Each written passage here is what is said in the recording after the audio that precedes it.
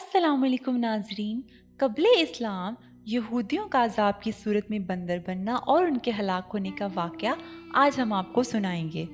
जैसा कि इस्लाम में जुमा इज़्ज़त वाला दिन है, ईसाइयों के लिए इतवार और हिंदुओं के लिए मंगल, इसी तरह यहूदियों के लिए हफ्ते का दिन मोहतरम था। मगर फ़र्क इतना है कि इस्लाम में सिर्फ इन लोगों पर जिन पर जुमा की नमाज फ़र्ज़ है, जुमा की पहली अजान से ख़त्म नमाज तक वो तमाम दुनियावी कारोबार करना हराम है जो नमाज में दखल अंदाज हों।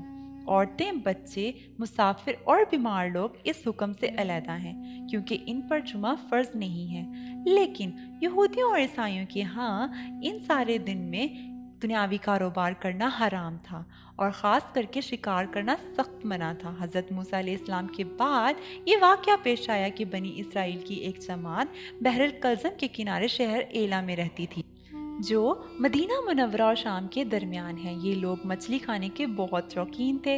रब की शान ये है कि हर हफ्ते इस दरिया में बेशुमार मछलियाँ नमूदार होती थीं, या तो इनके इम्तिहान के लिए या इस मछली की ज़ियारत के लिए जिसके पेट में हज़रत यूनुस अलैहिस्सलाम रहते थे।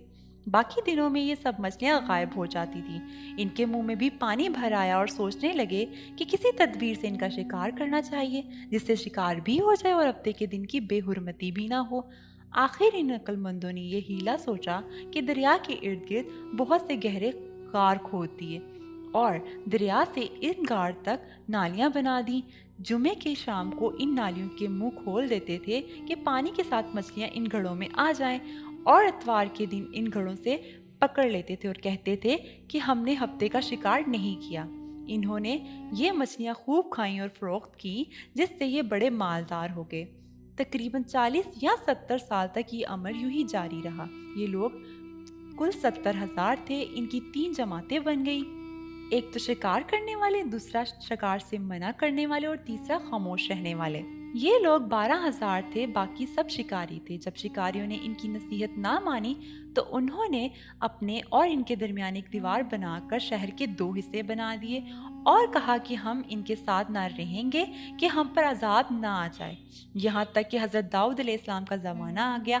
आपने इनको शिकार करने से मना किया और फरमाया कि ए बेवकूफ़ो, कैद करना ही तो शिकार है। जैसे कोई हिरन को जाल में फांस ले, इससे शिकार कर लिया, खाए या ना खाए, और खाए तो आज ही खाए या कभी किसी और वक्त। गर्ज ये कि हफ्ते के दिन तुम्हें शिकार की ममानत है, ना कि फ़कत हाथ में पकड़ने की या खाने की। इससे बाज आ जाओ वरना अजाब में गिरफ्तार हो जाओगे। शिकारियों ने कहा कि हम तो बहुत अरसे से ये काम कर रहे हैं, अगर ये बुरा होता तो अब तक हम अमन में ना होते। तब हज़रत दाऊद अलैहिस्सलाम ने ये दुआ फरमाई, जिससे रब का अजाब आ गया और रात में सब के सब बंदर बन गए। जवान लोग बंदर बन गए और बूढ़े लोग सुअर बना दिए गए। उनकी अक्लो हवास तो बाकी रही, मगर इनकी कुव्वत गोई जाती रही और जिस्मों से सख्त बदबू निकलने लगी। सुबह के वक्त इस मोहल्ले में जब लोगों ने देखा कि ना तो इस मोहल्ले में कोई आदमी नजर आ रहा है और ना ही कोई आवाज़ और ना ही कोई धुआं वगैरह निकलता है, तो ये लोग दीवारों पर चढ़कर इन लोगों के घरों में दाखिल हो गए। वो बंदर इनको देखकर इनकी तरफ दौड़े और इनके कदमों से लिपटकर रोना शुरू कर दिया। इन लोगों ने कहा, क्या हमने तुम्हें शिकार करने से मना नहीं किया था? वो बंदर सर हिलाते और आंसू इनकी रुखसार से बहते थे।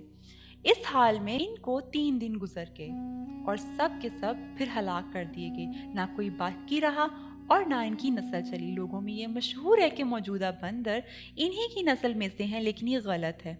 इससे पहले भी बंदर थे और ये मौजूदा बंदर इससे पहले बंदरों की औलाद में से ही हैं।